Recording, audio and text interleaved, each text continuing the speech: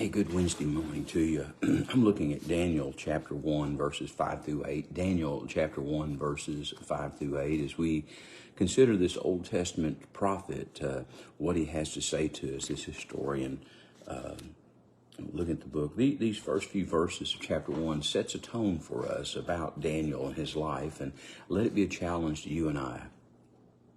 It says, "And the king appointed for them a daily provision of the king's delicacies of the wine which he drank, and 3 years of training for them, so that at the end of the time they might serve before the king.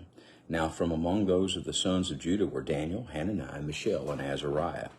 To them the chief of the eunuchs he gave names. He gave Daniel the name Belshazzar, to Hananiah Shadrach, to Mishael Meshach, and to Azariah Abednego. But Daniel purposed in his heart that he would not defile himself with the portion of the king's delicacies, nor with the wine which he drank. Therefore he requested the chief eunuchs that he might not defile himself." And so this Wednesday, the middle of the week, I just want you to consider a few things about the beginning of the book of Daniel and your life in the middle of this week. You see, they were taken captive from their homeland into the land of the pagans, into another place.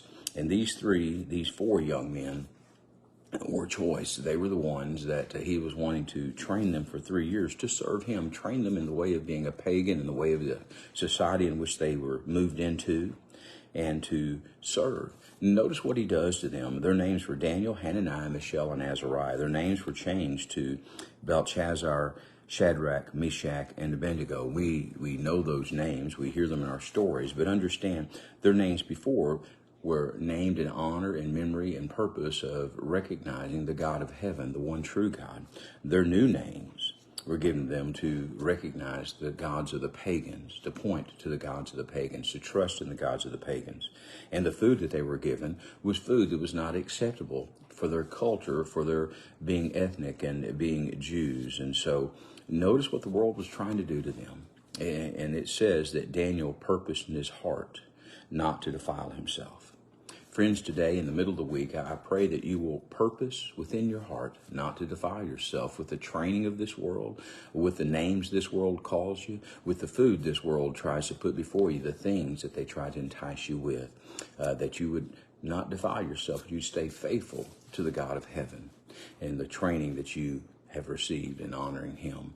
It's a big world we live in. It's a bad world we live in. The prince of the air is trying his best to hurt the children of God. And so you just stay faithful to what he's called you to do.